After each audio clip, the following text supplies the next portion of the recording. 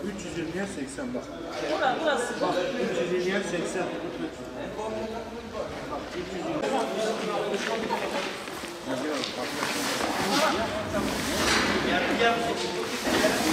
Kerem sırf 320'ye 80'i alıyor.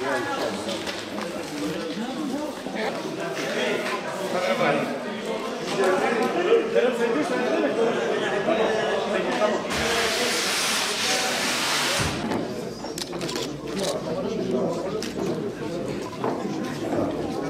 Sayın Valim, değerli kurum amirleri ve değerli çiftçilerimiz.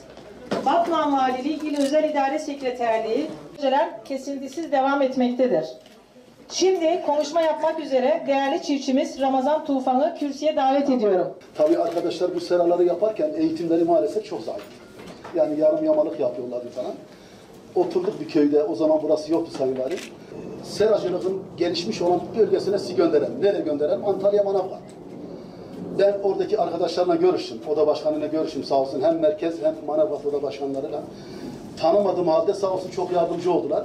Ve burada sanıyorum 11-12 tane çiftçimizi gönderdik. 15 gün eğitim aldılar.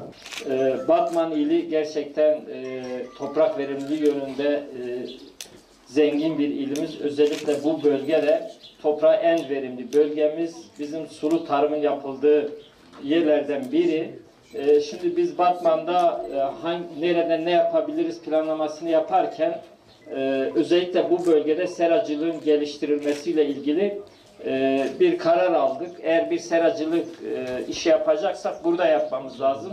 Seracılık aynı zamanda bir yetiştiricilik bilgisi de gerektiriyor.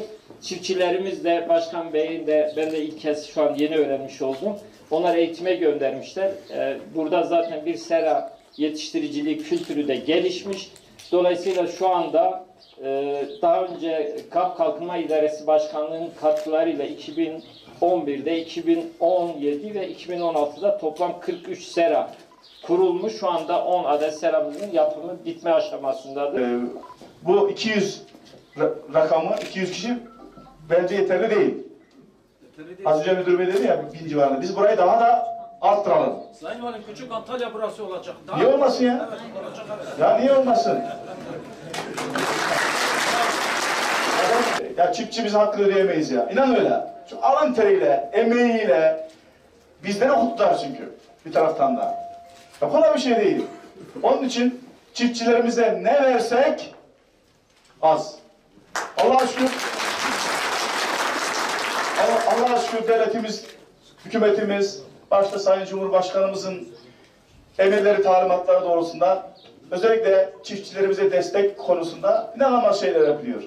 Sadece Batman elimizde 600 milyon TL maliyetli olan bir sol sahil projesini açtık. İşte bu yıl bitecek. 13.000 hektar yani 130.000 dönüm arazi sulanacak. Ne demek? 600 milyon arkadaşlar ya. Müthiş bir rakam. Demek ki var ki veriliyor. Niye veriliyor? Çiftçiye değer verildiği için, insana da değer verildiği için. O bize düşen ne? Daha çok çalışacağız.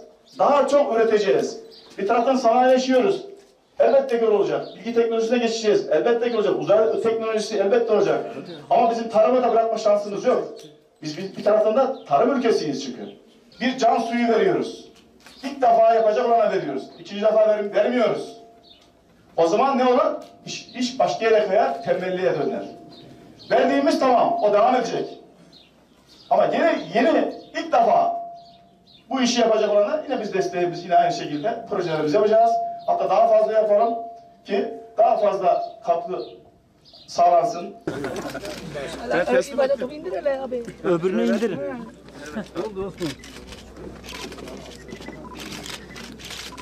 Biraz Şöyle de çek.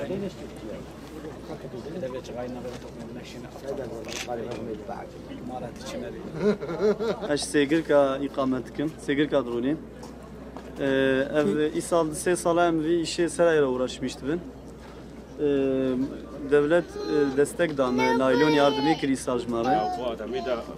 Yani go demir muşkora binin bunu demir şora kurmuş bugün emin naylon jvara sağ olsun vali bejmara ve teklif ekir.